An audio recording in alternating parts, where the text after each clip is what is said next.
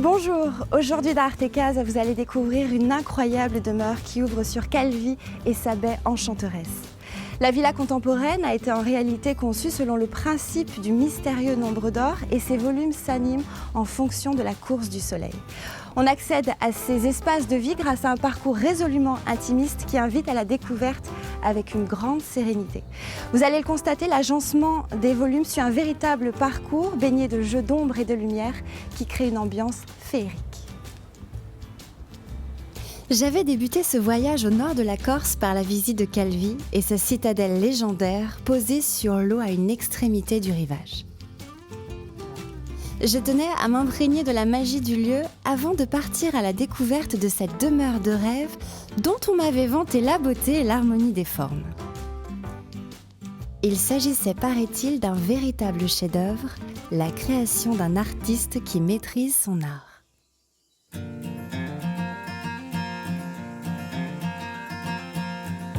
Car on l'oublie parfois, mais l'architecture est le premier des arts, devançant dans la classification moderne la sculpture, la peinture et le dessin, la musique, la littérature, les arts de la scène, le cinéma et quelques autres plus récents comme les arts médiatiques ou la bande dessinée.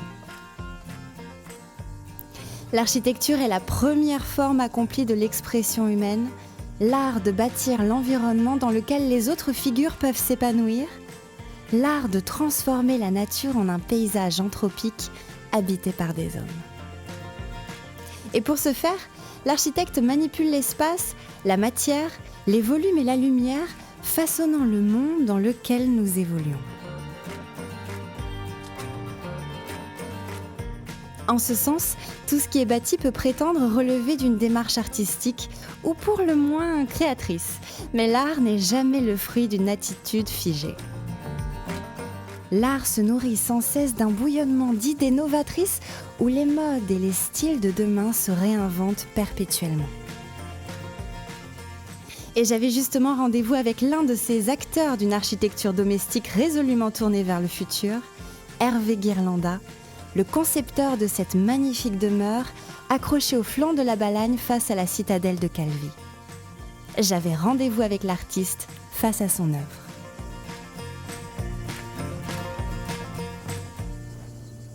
N'est-ce pas magnifique, Hervé? C'est vraiment un paysage extraordinaire, c'est une vraie carte postale. On a une vue magnifique sur la baie de Calvi et magnifique sur la citadelle. C'est à couper le souffle. Alors Hervé, comment qualifierez-vous le style de cette maison? Quelles sont ses caractéristiques? Alors, le style de cette maison, c'est vraiment un style très contemporain. Il y a souvent confusion entre le style contemporain et le style moderne. Quelles sont les différences? Alors tout à fait. En fait, le style contemporain, c'est un style qui est en pleine évolution, c'est un style qui se crée dans le temps, c'est quelque chose qui est éclectique, qui s'ouvre donc à d'autres tendances. C'est un style qui est très dynamique. Le style moderne, lui, est un style plutôt figé, qui correspond à une époque de 1920 à 1950. C'est donc quelque chose qui est très statique. Et pourtant, j'aurais tendance à dire qu'il y a beaucoup de similitudes entre ces deux styles. Je prendrai comme exemple mon maître à penser, qui est Le Corbusier, qui est un architecte qui a inventé le style moderne et qui l'a inventé par la mise en place de quelque chose qui est très simple, le plan libre. Qu'est-ce que le plan libre? Le plan libre, c'est j'enlève tous mes murs porteurs, j'enlève les murs de façade et il me reste simplement un plateau. Ce plateau, je viens positionner quelques poteaux à des emplacements stratégiques et finalement ça libère les façades et ça permet un aménagement très libre, très facile, aussi bien à l'intérieur qu'à l'extérieur.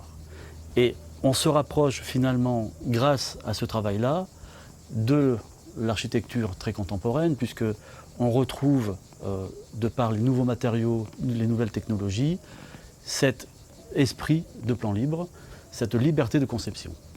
Quels sont les nouveaux matériaux? Alors, les nouveaux matériaux, on a les nouvelles technologies de béton qui permettent d'avoir des bétons extrêmement fins, mais extrêmement résistants, ce qui nous emmène et ce qui nous permet d'avoir des portées très longues. La possibilité donc de créer des volumes très élégants, très fins.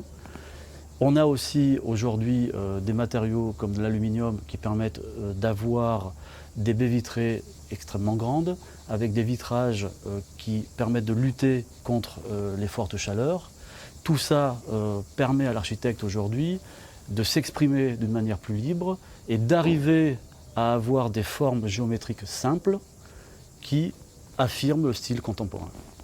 Alors, en ce qui concerne cette maison, je me demandais qu'est-ce qu'elle avait de contemporain dans ses lignes, ses formes. Alors, cette maison, quand j'ai découvert en fait le terrain, j'ai découvert quelque chose d'extraordinaire. Ce terrain, comme vous avez pu le voir, c'est un terrain qui est très accidenté, avec une pente assez faible quand même, mais avec une présence de rochers qui lui donne une force énorme. Cette force, je n'ai pas essayé d'aller lutter contre cette force. Au contraire, je me suis opposé à celle-ci simplement par l'élégance. En fait, j'ai créé un volume horizontal que vous avez derrière nous, qui est une ligne horizontale, d'accord, que je viens marier avec une ligne verticale, un volume vertical. Et en fait, le mariage des deux se pose tout doucement sur le terrain et vraiment le met en valeur. Donc cette maison, finalement, est en harmonie avec le paysage. Complètement. Parce que l'architecture transforme la nature en l'humanisant, Hervé Guirlanda a dessiné son œuvre dans le respect de ce paysage initial de la Balagne. Sa maison se pose en réalité sur le flanc de la montagne avec une vraie légèreté, respectant la déclivité naturelle du terrain et son enrochement. Aucun terrassement n'est venu défigurer le paysage et la structure est construite sur pilotis.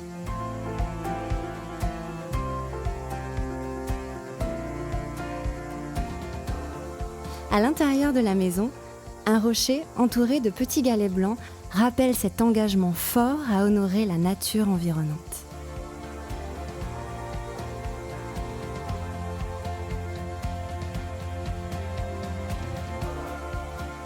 De même, l'olivier, symbole incontestable de toute cette micro-région de l'île, trône avec majesté derrière un percement vitré, formant un tableau vivant des plus surprenants.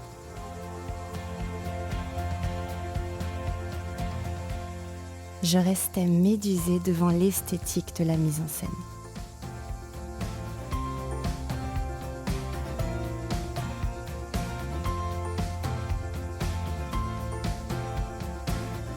En réalité, tous les détails de cette architecture semblaient avoir été pensés avec soin pour magnifier l'espace et subjuguer les sens. Je me sentais remarquablement détendue, paisible, presque envoûtée par la poésie qui se dégageait de l'ensemble.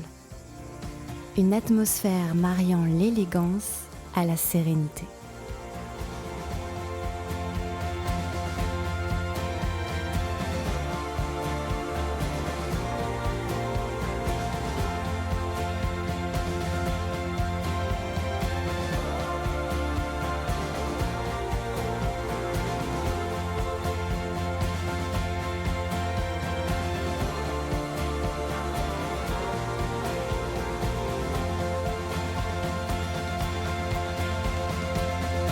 Alors Hervé, quand on voit votre parcours, il y a bien sûr, on imagine derrière tout cela des expériences.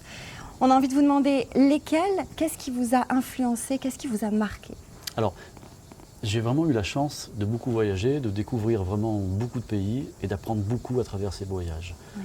Par contre, ce qui m'a le plus marqué, c'est pendant mes études à l'école d'architecture, j'ai eu la chance de gagner un concours et finalement le prix, c'était un voyage d'études au Japon de 3 semaines. Magnifique.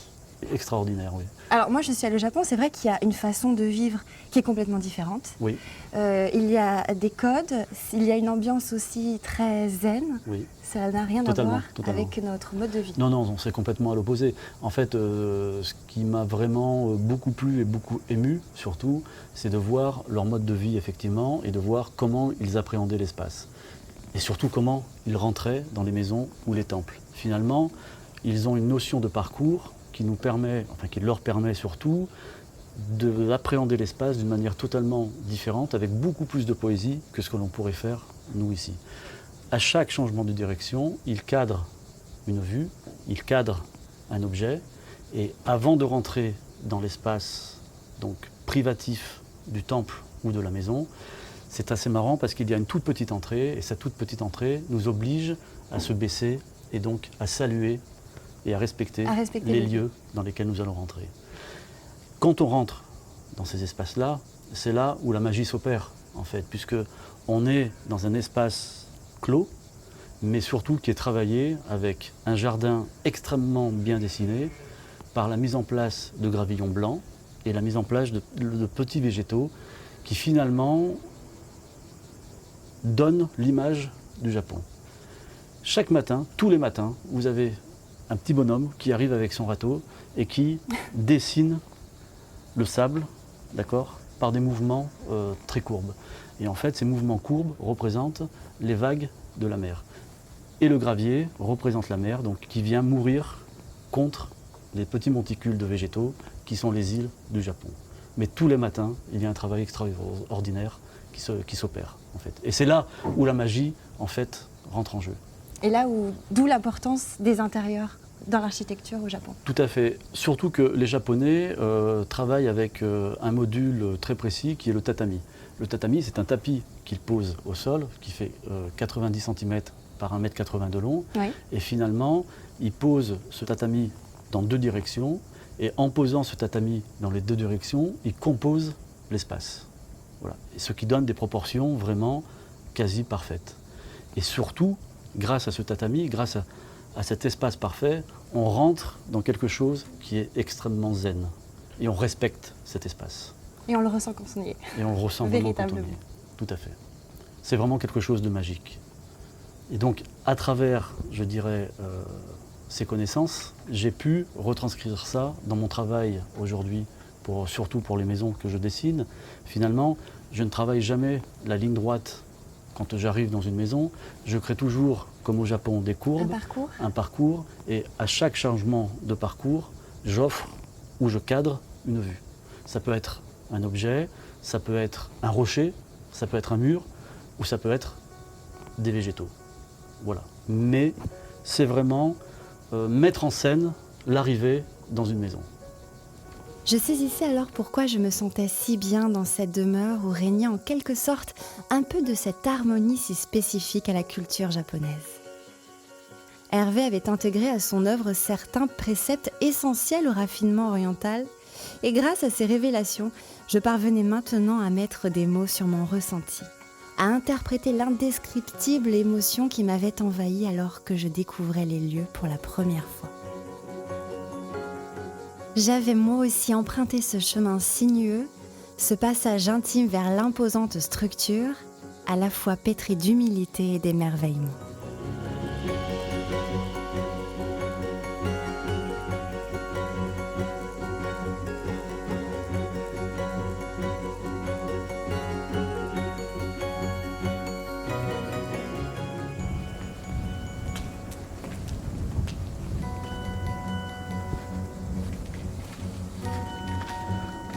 Alors, vous voyez là, Sophie, en fait, on a un bel exemple d'opposition des forces par ce poteau qui est vraiment monumental, qui est vraiment très fort, qui vient bien sûr soutenir le porte-à-faux que l'on a ici, et l'élégance de l'escalier, qui lui est plutôt très fin et qui va nous emmener vraiment vers le haut, on va s'élever pour aller vers l'appartement, vers la maison. D'accord.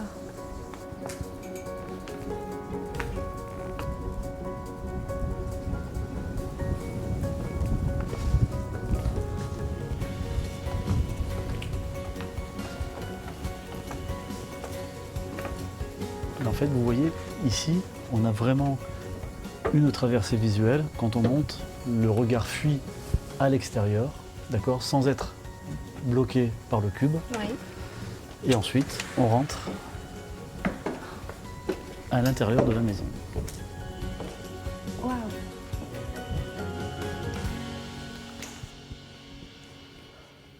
Hervé, après Charles-Édouard Jeanneret, dit Le Corbusier, est-ce qu'il y a un maître de l'architecture japonaise qui vous a marqué? Alors complètement, donc j'ai eu la chance pendant ce court séjour de 3 semaines de découvrir 2 agences. La première, celle de Shin Takamatsu, et la deuxième surtout celle de Tadao Ando. Tadao Ando, c'est vraiment quelqu'un qui est monumental au point de vue de l'architecture. C'est un architecte reconnu dans le monde entier. Et quand vous le côtoyez, quand vous le voyez, c'est toute une petite personne. En fait, c'est quelqu'un qui est très humble, très petit, qui vous reçoit avec son cœur. Et ça, c'était déjà extraordinaire. Et en fait, dans son agence, si vous voulez, on ressent déjà l'ambiance de son travail. Pour revenir à Tadao Ando, en fait, un peu sur son histoire, c'est quelqu'un qui est né dans les années 1940, qui a été élevé par sa grand-mère, et c'est très important parce que finalement, il s'est retrouvé vraiment livré à lui-même, dans la rue, et c'est dans cette rue-là qu'il a découvert les différents matériaux. Il n'avait pas du tout envie d'être architecte au départ, il était boxeur, c'était un boxeur, Tadao Ando, et grâce à la boxe, il a pu voyager dans beaucoup de pays, et il a pu découvrir l'œuvre de Le Corbusier à ses 17 ans. À partir de là, il y a eu un certain déclic, et à partir de là, il a décidé d'être architecte. En fait, oui. Tadao Ando, si vous voulez, c'est quelqu'un qui est autodidacte. Et ça, moi, ça me plaît énormément, parce qu'il sort du cursus universitaire, il sort de beaucoup de choses que l'on peut apprendre et qui sont trop cadrées, à mon avis, dans le monde de l'architecture. C'est quelqu'un qui est vraiment un personnage magique, à mes yeux, bien entendu.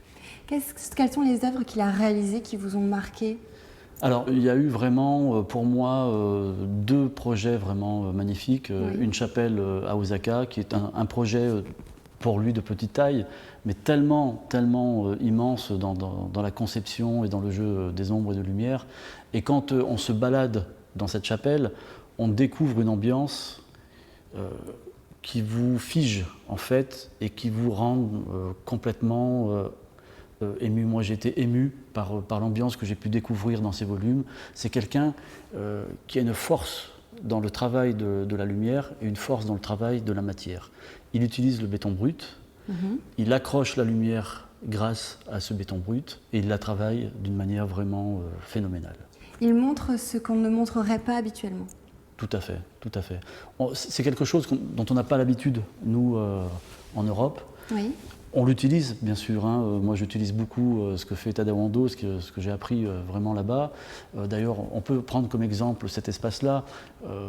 Ça vient vraiment d'un travail que j'ai vu chez Tadao Ando, où finalement, en plus de la fonction de la lumière, il y a une fonction vraiment décoratrice et vraiment une fonction de poésie.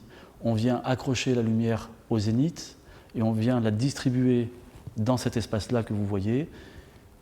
Et cette lumière change de position à chaque heure de la journée. Et c'est là où rentre la notion de poésie, dans un espace fermé. Il y a d'autres savoir-faire, d'autres techniques que vous avez puisées dans son travail ? Alors complètement, oui. Tadao Ando, sans jeu de mots, est un maître en la matière. C'est-à-dire que c'est quelqu'un qui a su, grâce au travail sur le béton, accrocher la lumière. Travailler le béton, c'est travailler vraiment une matière qui est très difficile à mettre en œuvre, mais par contre qui apporte énormément de poésie quand on arrive à l'exploiter. Une poésie par la mise en valeur du béton et par la mise en valeur de la lumière et de l'ombre. En fait, quand on travaille un mur en béton, on dessine tout. On dessine la position des interrupteurs, des prises, jusqu'à la position du trou qui va permettre au coffrage de se mettre en place. Et quand on va décoffrer, c'est là où la magie va s'opérer, en fait. Puisque ces trous étant parfaitement alignés, parfaitement cadrés, l'ombre et la lumière vont jouer avec le béton. À partir de ce moment-là, inconsciemment, au regard des gens, le béton va devenir beau. Et pourtant, c'est quelque chose qui est très violent, à la limite. D'où le talent de l'architecte, parce que c'est vraiment inconscient, mais cette poésie-là, on l'aperçoit. C'est un savoir-vivre. C'est un savoir-vivre, oui, c'est un savoir-vivre, c'est vrai. Il faut l'accepter quand même. Oui. Certaines personnes ont du mal à l'imaginer, mais quand on leur explique et quand on leur donne des exemples, on s'aperçoit que c'est plutôt très positif et on s'aperçoit qu'ils adhèrent complètement à ce concept-là. Tadao Ando fait partie de ces artistes contemporains dont les œuvres s'adressent au peuple par-delà les continents. Il parle à tous et son message séduit tant par sa simplicité que la magie qu'il porte. La force de son œuvre tient, je crois, dans une capacité extraordinaire à réunir les influences occidentales et orientales. L'homme, qui a grandi dans un Japon ravagé par la guerre, a très tôt éprouvé le besoin de voyager, de s'ouvrir au monde et de s'en inspirer pour aider à la construction d'un Japon totalement neuf et tourné vers le futur.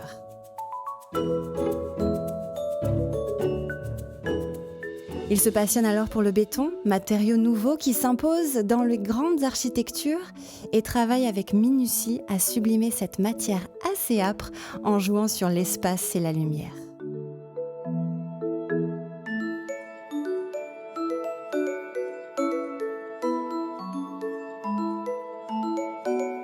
Mais la vraie force de Tadao Ando, c'est qu'au-delà des bâtiments, il crée des atmosphères, des lieux de vie chargés d'émotions.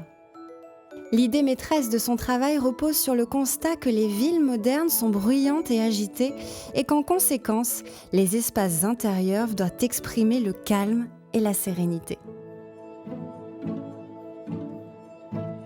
Il utilise alors des formes simples, le cercle, le carré, le rectangle, offrant une perception efficace de l'espace. Et ce sont les percements qui animent et rythment ces intérieurs par le ballet des ombres et des lumières sur les reliefs, composant véritablement des ambiances savamment orchestrées. L'architecte joue également avec le traitement des surfaces pour renforcer l'appréhension du visible et de l'invisible dans ses architectures. Et pour ce qui est des formes extérieures, l'homme aime à entrelacer les figures géométriques, laissant la lumière insuffler la vie à ses œuvres. J'avouerais percevoir une grande sensibilité à la nature dans le travail de cet architecte, car c'est elle qui l'imite en définitive lorsqu'il crée ces formes extravagantes, à l'image de certains rochers prodigieusement sculptés par l'érosion. Hervé, la conception de cette maison est très particulière. Complètement. Je parlais tout à l'heure de la proportion issue des tatamis du Japon. Donc cette proportion-là m'a beaucoup marqué aussi, puisque j'ai trouvé que grâce au positionnement des tatamis, on avait des proportions parfaites. Et je me suis dit, pourquoi ne pas utiliser ce système-là chez nous, sauf que ce système-là n'a pas raison d'être en France, ou en Europe, ou en Corse. Ce n'est pas notre culture. Tout à fait. C'est pour ça que je me suis orienté plutôt vers le nombre d'or, qui reste un nombre un peu mystérieux de toute façon. Le nombre d'or, en fait, il a été mis en valeur à partir de la Grèce antique, quand Phidias a sculpté la façade du Parthénon, oui, l'a mise en valeur, et à partir de ce moment-là, c'est le mathématicien Euclide qui, lui, a repris ce travail-là, a démontré par l'intermédiaire de tracés régulateurs, d'accord, qu'il existait un nombre parfait, ce nombre d'or, qui est égal à 1,618033. À l'époque, le terme nombre d'or n'existait pas. À l'époque, il disait la proportion divine. Pourquoi la proportion divine ? Parce que c'était un nombre unique, comme Dieu. Mais c'est un nombre irrationnel. Donc c'est quelque chose qui est mystérieux. D'autant plus qu'on pensait que c'était issu de la Grèce antique, alors que les Égyptiens l'utilisaient aussi pour la conception de leur pyramide. Celle de Khéops est conçue avec le nombre d'or. Donc c'est encore plus mystérieux de voir qu'avant cette époque-là, d'autres personnes l'utilisaient, d'autres cultures la mettaient en place. Et dans cette maison, quelles sont les références à ce nombre d'or ? Qu'est-ce que ça apporte à cette bâtisse ? Alors, ça apporte bien sûr, pour moi, une manière de garder cette philosophie de travail. D'abord, on a appelé le nombre d'or au XXe siècle, d'accord ? Oui. Ça s'appelle Phi aujourd'hui. Phi parce que c'est les 3 premières lettres de Phidias, d'accord, le sculpteur. Et ce nombre d'or-là, si vous voulez, quand on conçoit quelque chose, il permet de cadrer des espaces, de proportionner des espaces et de les positionner d'une manière harmonieuse. On parlait tout à l'heure de cette ligne horizontale qui est le volume dans lequel on se trouve. Tout ce volume-là est composé avec le nombre d'or. Tout le volume vertical est composé avec le nombre d'or. Et le mariage des deux est aussi composé avec le nombre d'or. Tout ça donne une forme, je ne dirais pas parfaite parce que c'est prétentieux de dire parfaite, mais ça donne une forme harmonieuse, une forme dans laquelle on se sent bien. Le Corbusier a beaucoup utilisé le nombre d'or, puisque... avec le modulor ? Avec le modulor, tout à fait, puisqu'il a marié les proportions du corps humain avec le nombre d'or. Il a dessiné ce personnage debout qui tend la main vers le haut, et à partir de là, il a décomposé ce personnage-là en donnant des dimensions de la tête, du coude, du nombril, des proportions parfaites. Et il a montré qu'avec son modulor, il obtenait le nombre d'or. Est-ce qu'on peut dire qu'en architecture, tout est question d'harmonie? Oui, complètement, mais pas qu'en architecture, puisque n'oublions pas que ce nombre d'or-là a été utilisé par Léonard de Vinci, par des sculpteurs, avec l'homme de Vitruve notamment, par des peintres, et tout à fait, on l'a aussi dans le visage de la Joconde. Dans la musique? Dans la musique, complètement, on l'a dans le design, on l'a aussi dans les sciences et dans les technologies. Ce nombre d'or-là a été mis sous forme linéaire par une formule mathématique de Fibonacci, et cette formule-là, elle est à l'origine du développement des systèmes informatiques, mais elle est aussi à l'origine de beaucoup de systèmes complexes. On peut parler de fractal en mathématiques, de plein de choses comme ça. Et finalement, ce qui rend encore plus mystérieux ce nombre d'or-là, on s'aperçoit que dans la nature, beaucoup de choses sont composées par le nombre d'or. Mais personne ne compose la nature, à part Dieu peut-être, oui. Personne. Mais le nombre d'or existe. Par exemple, dans la coquille d'un escargot, il existe dans certaines plantes, il existe dans la nature. Hervé avait raison. Le nombre d'or est incontournable dans la nature car il exprime l'harmonie des proportions. Et parce que nous sommes des êtres indissociables de la nature, cet équilibre nous rassure, nourrissant nos âmes d'un vrai sentiment de plénitude. Gentil toutou, gentil. Pas bouger. Non. Hervé, je me posais une question. Est-ce que vous utilisez le nombre d'or dans la conception de vos volumes? Alors, je ne l'utilise pas, je le détourne en fait.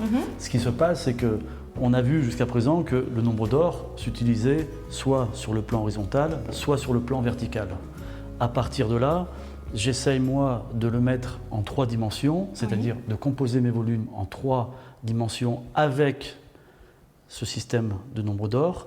À partir de là, ça me permet de créer ce que j'appelle l'antimatière qui est le vide, la matière qui est le plein, bien sûr, et de faire dialoguer le vide et le plein, la matière et l'antimatière. C'est quelque chose qui est un peu compliqué à mettre en place, c'est quelque chose qui est passionnant. J'ai créé des brises-vues avec de la matière, du vide, de la matière, du vide. Et finalement, grâce au nombre d'or, j'ai créé une séquence très harmonieuse d'ombre et de lumière. Et ici, comment vous l'avez utilisé? Alors ici, en fait, j'ai d'abord travaillé bien entendu sur le plan horizontal. Le plan vertical, lui, a été composé d'une manière différente, n'a pas été composé entièrement avec le nombre d'or, parce que le volume ne s'y prêtait pas non plus. Les murs sont trop éloignés les uns des autres pour pouvoir donner de la force au vide, donner de la force à ce que j'appelle l'antimatière. On pourrait peut-être définir l'art comme une manière de transformer le réel pour s'adresser à nos sens, à nos émotions. C'est en tout cas la réflexion que je me faisais en écoutant Hervé parler de son travail sur le vide et l'antimatière. Mais force est de constater que malgré les grandes dimensions de cette pièce principale et ses perspectives presque vertigineuses, il se dégageait de l'ensemble une harmonie bien réelle. En réalité, une infinité de détails confortait cette perception.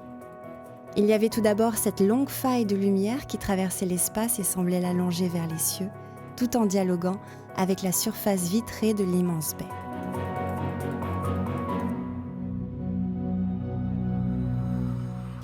Ci et là, de petites touches de nature comme une sculpture en bois flotté, ou encore ces galets d'inspiration japonaise humanisent un intérieur aux lignes résolument épurées.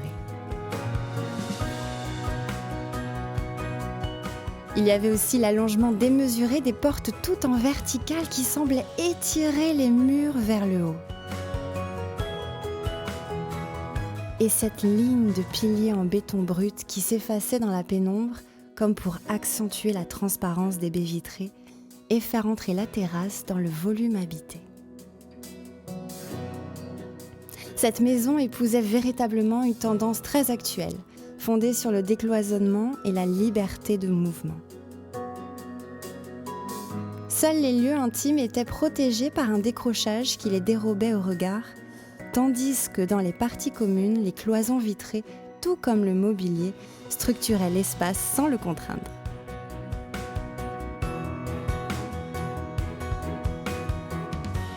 Deux canapés face à face suffisaient alors à matérialiser un salon sans qu'aucune rupture de forme ou de volume ne vienne perturber la perspective.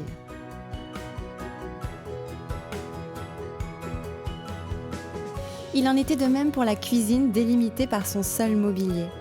Celle-ci reproduisait d'ailleurs le dessin même de la maison avec son corps vertical et sa ligne horizontale simplement posée au milieu de l'espace.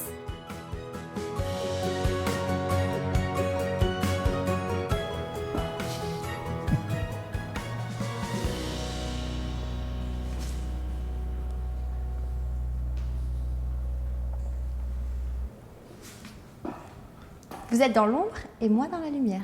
Totalement.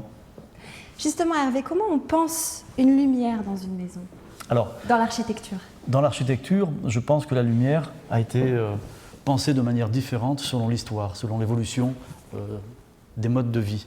Je vais vous prendre comme exemple les façades de la citadelle de Calvi. On s'aperçoit, quand on regarde ces façades, qu'elles sont très peu percées d'ouvertures grandes. En fait, à l'époque, les gens se protégeaient du soleil, non pas de la lumière, mais du soleil, puisqu'ils travaillaient souvent dehors. Et quand ils rentraient chez eux, ils avaient envie d'avoir un espace plutôt frais. Et à obtenir un espace frais à cette époque-là, c'était grâce à l'épaisseur du mur, mais surtout grâce à la taille petite des ouvertures. Aujourd'hui, si vous voulez, nous avons évolué, le mode de vie évolue. On capte la lumière, on cherche le soleil. Est-ce que c'est bon? Je ne sais pas, mais en tout cas, on va vers la lumière et on va vers le soleil. Je prendrai comme exemple cette pièce. Finalement, on voit que le fait d'avoir créé cette ouverture au zénith, on a le soleil qui rentre à l'intérieur de cette pièce et qui, en fonction de l'heure de la journée, varie dans le volume de la pièce, anime cette pièce et donne de la poésie à cette pièce. En fait, on essaye, dans l'architecture contemporaine, de composer nos espaces avec la course du soleil. D'accord ? On travaille des séquences lumineuses, une ombre, une lumière, une ombre, une lumière. Et tout ça anime un espace. Donc c'est comme ça qu'on pense la lumière dans une maison contemporaine. Alors, c'est comme ça qu'on pense la lumière, c'est sûr. Mais il faut qu'on joue aussi avec cette lumière. Je prendrai comme exemple la passerelle que vous avez derrière vous. En fait, cette passerelle qui est en verre capte la lumière grâce à une ouverture qui est positionnée à un endroit bien précis. Le soleil rentre, tape sur cette vitre et finalement donne de l'ombre au rocher qui se trouve dessous et met en valeur ce rocher. Et finalement, on retrouve la nature dans la maison, puisque n'oublions pas que cette maison est posée sur un rocher. Grâce à la lumière, grâce à l'ombre, on donne de la poésie à nos espaces de vie. Et est-ce que vous avez utilisé le nombre d'or pour positionner ces points de lumière? Alors, c'est très compliqué parce que superposer un tracé régulateur qui est celui du nombre d'or à un tracé du parcours de la lumière, c'est très difficile. Si on a beaucoup de chance, ça marche. Ça marche. Sinon, c'est quand même très compliqué d'arriver à marier les deux. Avec les explications d'Hervé, je me rendais compte de toute la complexité du travail sur la lumière et du positionnement des percements dans une maison. La fonction même de ces ouvertures vitrées m'apparaissait multiple et subtile. Il y avait les puits de lumière destinés à éclairer l'espace, mais la disposition de ces puits relevait aussi d'un choix esthétique visant à donner vie au volume. Il faut alors se rappeler que les rayons solaires nous parviennent horizontales à l'est et à l'ouest, obliques au sud. L'architecte joue avec l'orientation des formes car c'est la lumière qui met en valeur les lignes de son travail. C'est elle qui en dessine les reliefs. J'avais toujours considéré les ouvertures vitrées pour leur fonction d'éclairage de l'intérieur et de vue sur l'extérieur. Mais je percevais maintenant toute la finesse des jeux de transparence et toute la richesse du travail sur les formes, pour poser les volumes et véritablement les ouvrir ou les fermer à la lumière. Dans la plus grande chambre du bâtiment principal, la surface vitrée est fermée d'une étrange sculpture en aluminium faite de lattes dansantes qui s'élèvent à la verticale. Elle reprend le principe du moucharabier ou de la fenêtre à persienne, voir et ne pas être vue. Je trouvais l'écartement de ces lattes audacieux, mais Hervé m'assurait que l'épaisseur des lames et leurs formes entrelacées empêchaient totalement le regard de pénétrer cet espace intime, sans pour autant gêner la vue sur la baie de Calvi.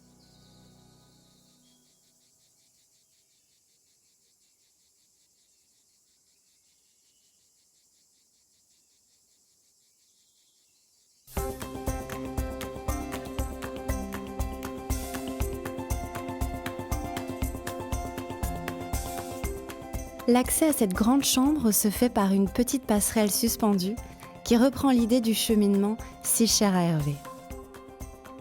En entrant dans la pièce, j'étais surprise par le reflet de la lumière sur les lames d'aluminium, offrant un éclairage en perpétuel mouvement. Je comprenais alors le choix de ce matériau très moderne qui accrochait littéralement les rayons solaires, adoucissant la lumière à l'intérieur et éblouissant à l'extérieur. Le mobilier de la chambre était à l'image de la maison, épuré dans ses lignes. Je vous avouerai ne pas apprécier outre mesure ce style minimaliste, mais sur l'instant, je n'imaginais rien d'autre pour cette pièce où chaque élément semblait avoir été posé avec soin, à un emplacement exact, ne laissant rien au hasard.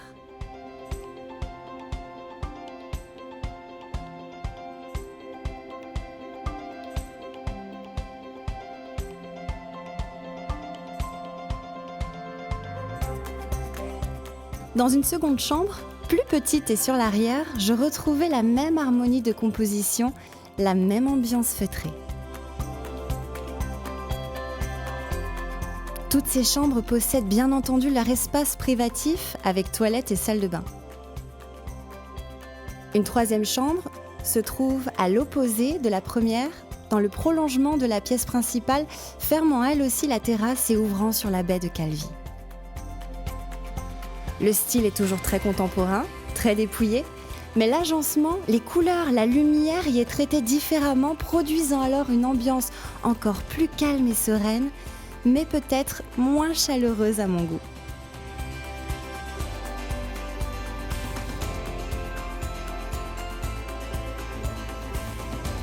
J'avais beaucoup apprécié la chambre au moucharabier et surtout sa baignoire délicatement posée, orientée face à la citadelle. Ici, la pièce était équipée d'une douche à pluie large et très fonctionnelle. Mais elle invitait moins à la détente et je ne retrouvais pas le cocon très protecteur et intime qui m'avait tant séduite dans la première chambre. Ces deux pièces, opposées dans l'espace, gardaient ainsi chacune leur propre personnalité. Elles encadrent la partie commune de la maison et la terrasse qui la prolonge.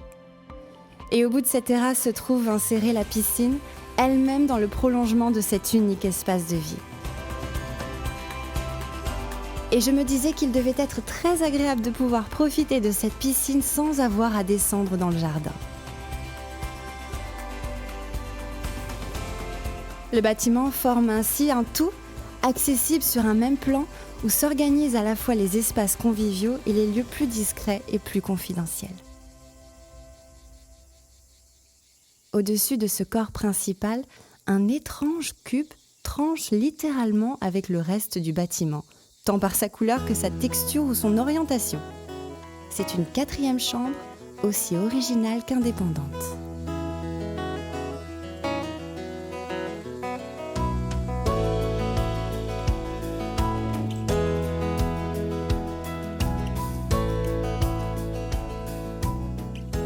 Alors là, on voit bien la position du cube qui est vraiment désaxée par rapport à la maison. On voit un peu le moucharabier ici, oui, et le contraste que l'on a entre le matériau qui est du métal, le béton et la pierre à cet endroit.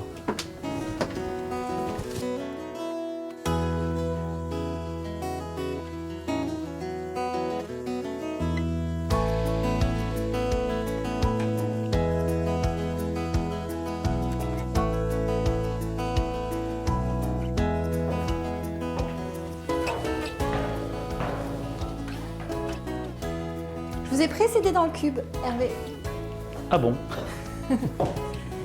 Alors, je crois savoir qu'il a une histoire vraiment particulière, il faut que vous nous la racontiez. Alors, ce cube n'était pas du tout prévu dans l'histoire du projet.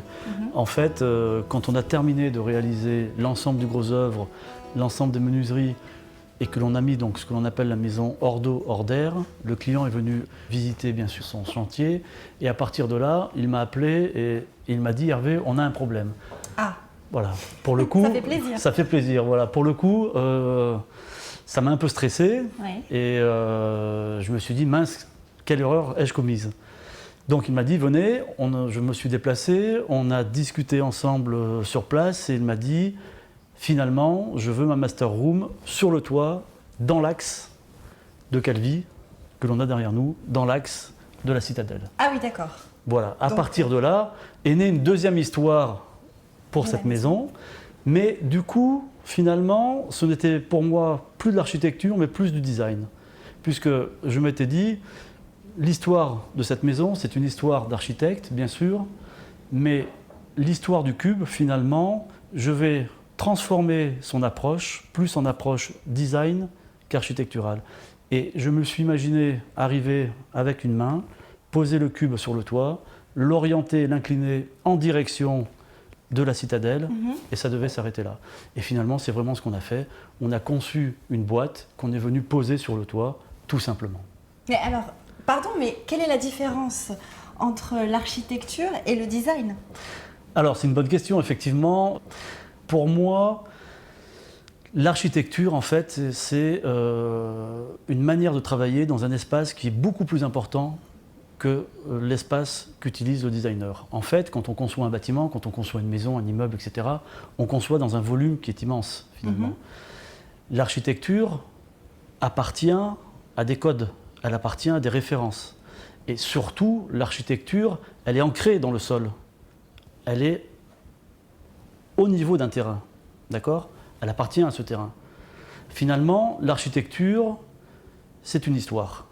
Le design, c'est pas tout à fait pareil. Le designer, lui, travaille sur des objets de petite taille. Ce sont finalement des objets qui sont éphémères, ce sont des objets qui sont ni plus ni moins que des consommables. Et finalement, c'est plus un travail contemporain. Par contre, de plus en plus, on s'aperçoit finalement que la frontière entre l'architecture et le design tend un peu à disparaître, à se superposer, puisque les designers font de l'architecture, les architectes font du design, et puis le mot design est dans les bouches de tout le monde aujourd'hui. Quand on voit peut-être une façade de bâtiment, on dit « quel beau design », alors que c'est de l'architecture. Voilà. Donc ça, c'est une erreur à ne pas commettre. Alors, c'est pas à ne pas commettre en fait, c'est que tout se mélange, tout devient plus flou. En fait, entre la frontière, entre l'architecture et le design, c'est un peu plus flou. Vous avez raison en tout cas, hein, parce que c'est Oui, magnifique je et pense. le panorama est exceptionnel. Merci.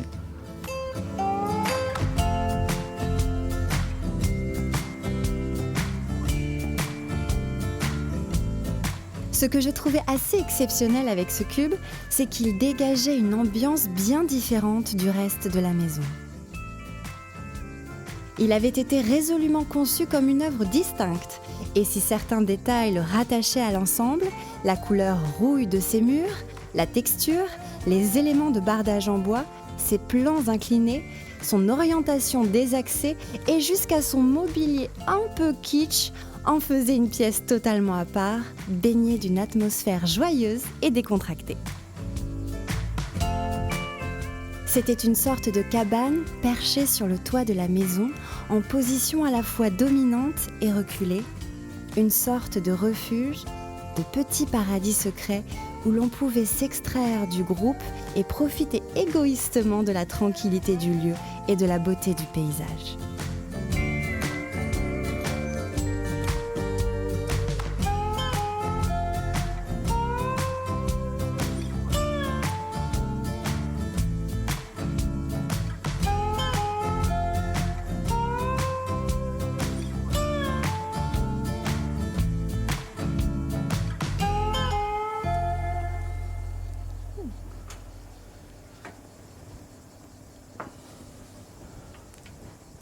En fait, Hervé, ça fait 22 ans que vous êtes architecte. Quel regard vous portez sur votre travail accompli?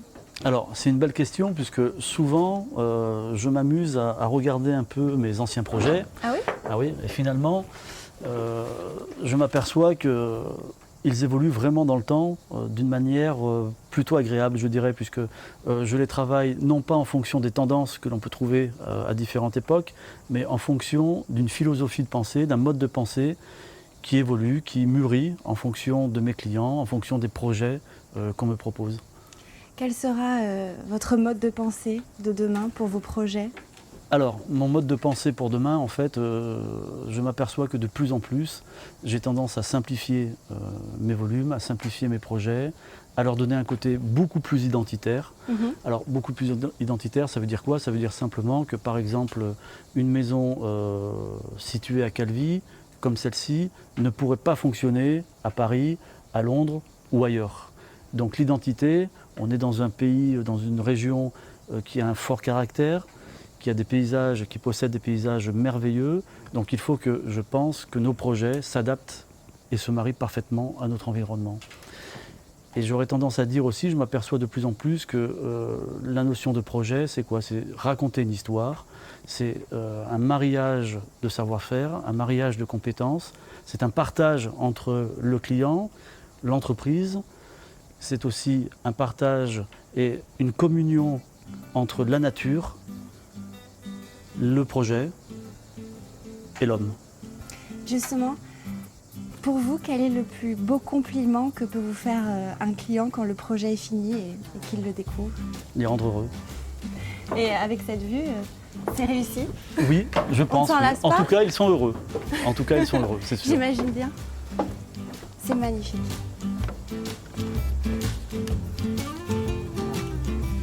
J'avais senti Hervé hésitant, cachant d'un mouvement bref une émotion perceptible, et je le comprenais. Lui, l'artiste, avait vu naître son œuvre sur le papier à petits traits de crayon. Il l'avait vu prendre vie, grandir et s'élever jusqu'au dernier coup de pinceau final, jusqu'au dernier meuble posé. Alors cette émotion était bien légitime. C'était celle de l'artiste qui avait insufflé la vie à la matière avant de se détacher de son œuvre, de la confier à ses commanditaires pour une nouvelle vie. Pour l'artiste, le véritable bonheur était tant de créer que de disséminer ses œuvres dans l'espace et le temps.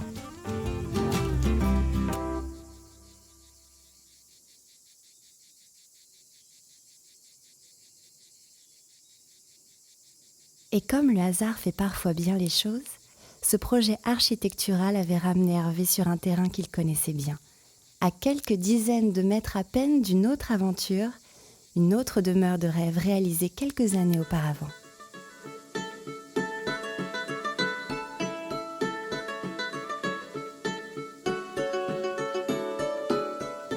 Je retrouvais dans cette résidence de conception plus ancienne certaines caractéristiques du travail d'Hervé et notamment le fait d'insérer la piscine dans la terrasse, dans le prolongement du salon. Je retrouvais des lignes épurées et de grandes surfaces vitrées.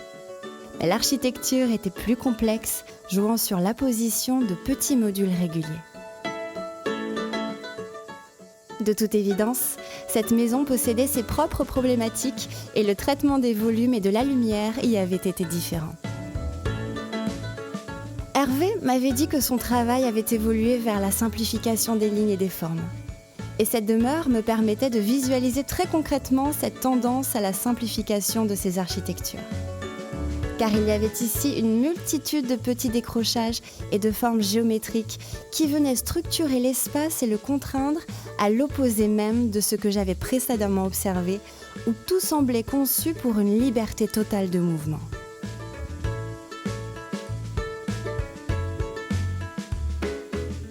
On perçoit dans cette œuvre les influences japonaises avec le cheminement sinueux et la mise en scène de l'accès à la porte d'entrée. Mais le travail sur la matière répond à des normes très occidentales avec l'utilisation de la pierre et du bois comme bardage pour adoucir le bâti et habiller le béton.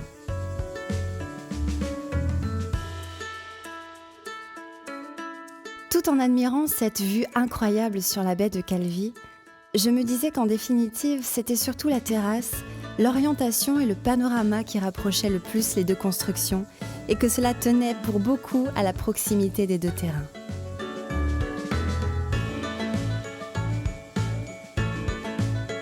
Je mesurais alors combien deux projets similaires dans l'espace et le temps pouvaient en définitive s'avérer très différents, même réalisés par le même architecte.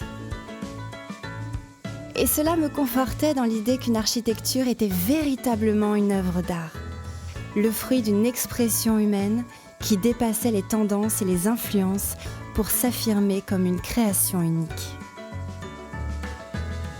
Et de m'avouer que j'avais en réalité hâte d'admirer la prochaine œuvre d'Hervé et de voir sur quel chemin sa fibre artistique l'avait guidé.